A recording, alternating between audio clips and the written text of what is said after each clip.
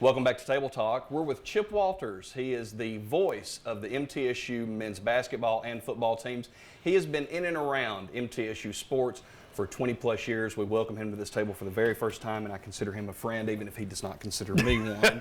I'm joking. Good to have you here. It's good to be here. We're going to talk a lot about folks within our viewing area that have been Blue Raider greats, in fact, some really greats, in just a minute, but we probably need to deal with the most, I guess, important piece of information. Or just say most recent. Most recent is probably the to those mamas and daddies, the other part's most important. It's very important. You're correct. Yes. Most recent. That is the best way of putting that. And that is the run of the MTSU Blue Raiders men's team in the NCAA tournament and throughout their season. What a ride that you've been able to see. You know, I'm telling you, I'm very lucky 2 years in a row to make it to the NCAA tournament, to win the Conference USA tournament.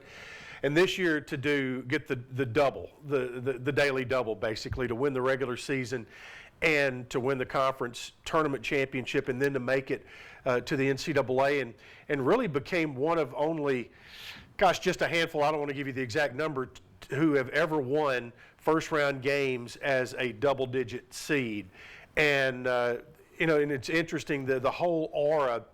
There was so much made last year of the Michigan State win, and rightfully so, because it was a magnificent upset.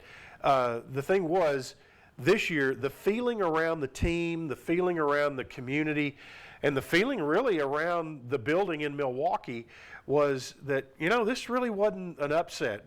Strictly by seeding it was, but if you ask the folks in the desert, Middle was actually a 1-point favorite going into that game.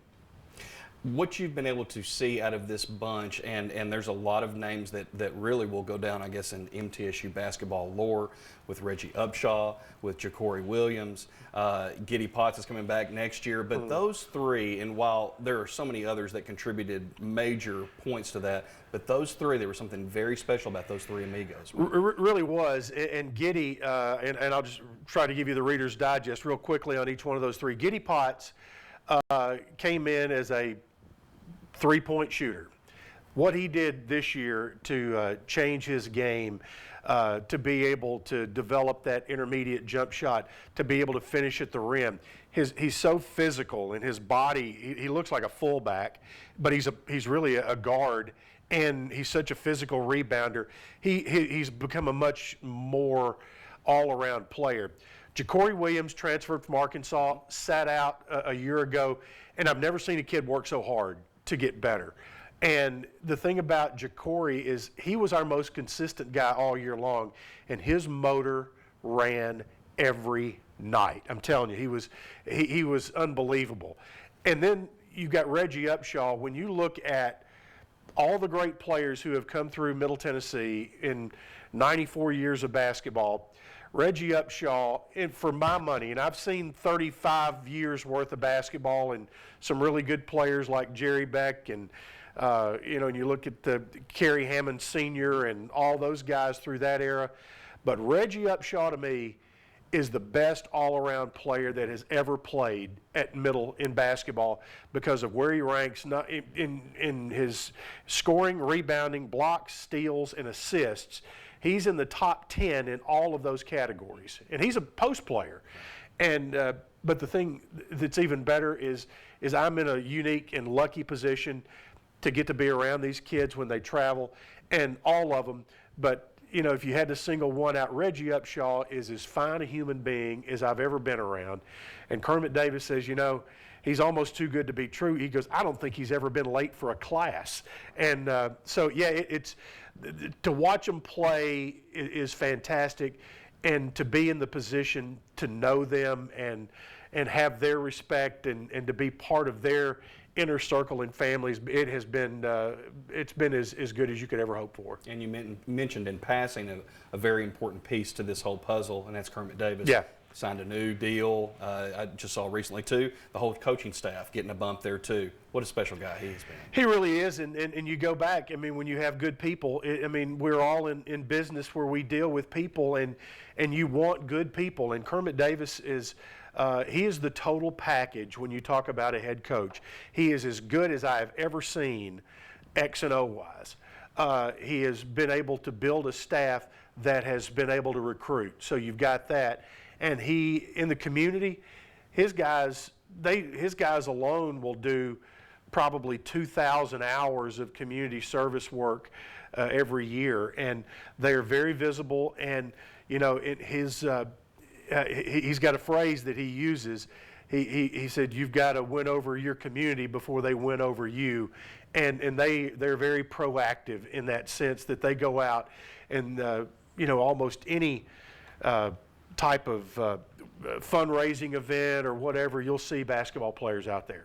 We've talked a lot about names, Chip, of today, some very important names, especially with this basketball team.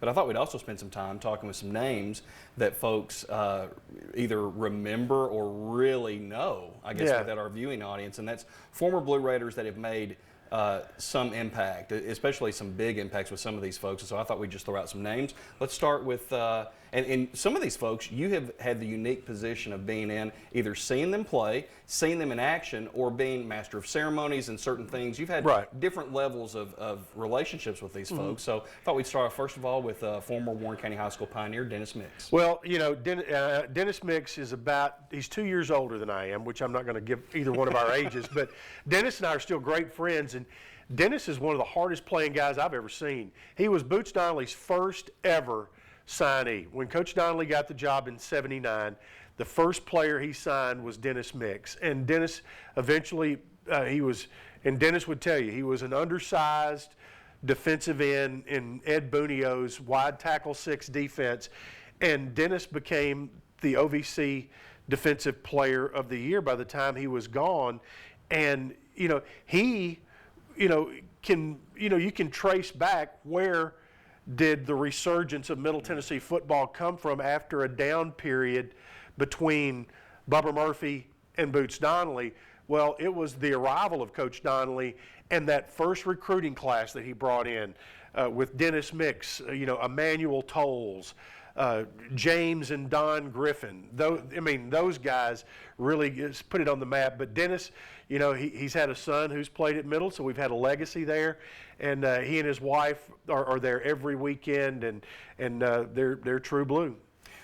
A guy that, I guess I'd back up and say this first of all, if you've had a chance to go to the Kennan Sports Hall of Fame, which is right off from Murphy Center. As it's always open before a game, so come by and take a look at a lot of great memorabilia. Some of that memorabilia for folks in Warren County or in and around Warren County will recognize a large part of the display there is dedicated to a man that had a big impact here, but an even bigger impact in Murfreesboro, and that's the Bird Man from Warren County. That's Jimmy Earl. Yeah, Coach Earl, and you know, Coach Earl he's 80 now, and he still comes over in particular during basketball season to come watch Kermit's guys practice or Coach Ensel's ladies practice, and you know, he has been the most giddy guy, using a phrase like Giddy Potts, but during this run, because Coach Earl has a love for the university, obviously, from being a coach and an athletic director, an administrator there, but he also he appreciates the coaching job that's being done, the developing of student athletes, and there's a reason that we use the word student in the front part of the hyphen instead of the second part, and he has just been, you know, just overjoyed to watch all of the success that has been happening. And so Coach Earl, while he's slowed down a step or two, but I'm telling you, he keeps coming back, and here right near the end of I guess it was the last regular season game on Senior Day, which was this year was about the most emotional I've ever seen, but it was also our Legends Weekend, where all former players come back. In his 1977 OVC champion and NCAA tournament team came back, and boy, he was holding court with his guys. They're all taking pictures. I mean, that's Sleepy Taylor and Louie Mack and a bunch of those guys.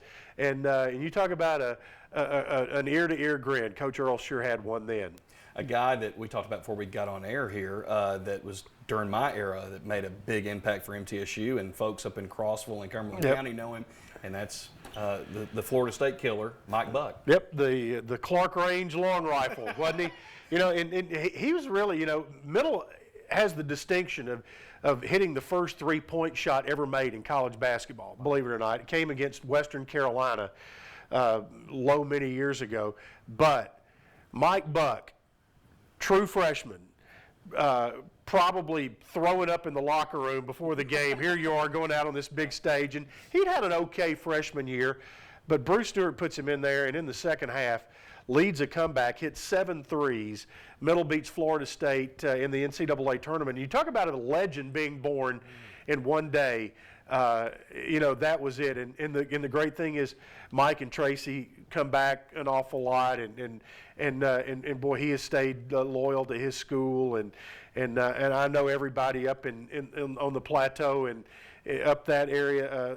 It's funny, they all have a different relationship with Mike because Mike wasn't afraid to dust it up a little bit, right. But he sure is. He's done a great job as a basketball coach too. Surely has it several different places. It seems like wherever Mike Buck goes, they win. Winning is just part of it. Just follows. Something that confirmed today. Me and you talked a little bit about this before we got on here, and that is when folks go into the arena at MTSU, they go into the Monty Hale Arena. What some folks may not know is that Monty Hale Sr. got his start in McMinnville by coming here to WAKI. So from there goes to Murfreesboro, and the rest we know is history. Yep, and Monty was one of those guys when I was a high school kid wanting to get into broadcasting. I was actually working at WKRM in Columbia while I was still in high school doing high school play-by-play. So I started doing that when I was a junior in high school. And Monty, at the region tournament, Region 4 tournament, you had District 8, District 7 coming in. Well, Monty did all the games, of Oakland and Riverdale at the time. He was one of those guys that kind of encouraged and that kind of thing. So I got to know Monty then, and he had quit doing the broadcast just before my freshman year when he had cancer. And matter of fact, he passed away during that magical 81-82 basketball season, the year that Middle beat Kentucky. The Blue Raiders were actually in Cincinnati to play Xavier, and as they got off the bus at the arena, got word that Monty Sr. had passed away and went out and won at Xavier. Monty Jr., still a media stipend right there in Murfreesboro, has a local radio show and is sports editor for the Murfreesboro Post. So the Hale name still flies very proudly in Murfreesboro. Well, we're not going to be too far along until football starts back up. The Blue Raiders, Rick Stockstill's team, getting reloaded. So let's talk Labor Day about weekend, Vandy coming in. Yes, that is true. Vandy coming in on Labor Day weekend, and then back-to-back road trips to Syracuse and Minnesota. I'm not sure how well we'll be received in Gopher land after the NCAA tournament.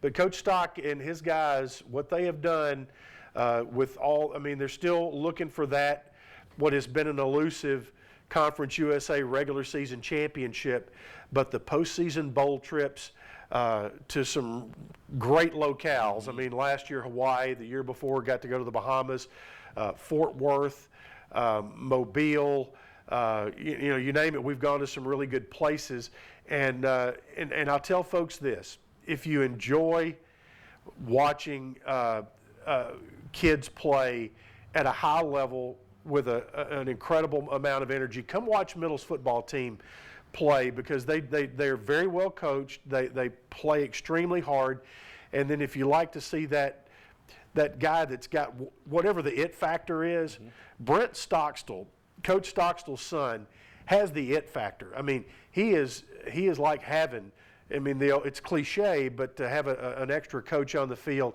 And I would also describe him like I describe Reggie Upshaw. When people say, "What's Brent Stockstill like?" I said, "He's too good to be true." And the reason I say that is he's got the talent, he's got the brains, he's got the social skills.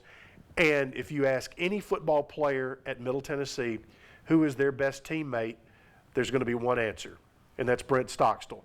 And that doesn't always happen when you have a coach's son on the team. But that's a credit to him and Rick. Absolutely. If you want to catch more of Chip during football and also basketball seasons, go to BlueRaiders.com. Gives you the complete list of different radio frequencies you can catch them on. And also a great thing in this day and age is the WGNS radio app, which is always good. Also the TuneIn app. Yes. Anywhere, and also on our website we stream it on there. So it's we're large and in charge, I guess. Chip, So thank you so much for being here. And it's been great to follow you and Kyle during basketball season, and some great calls. Well, appreciate it very much, and go Blue Raiders. Absolutely. So glad to have Chip down. We're going to have take a quick break here, and Karen Wilson will be back talking adult repertory group with Justin Campbell. More on Table Talk right after this.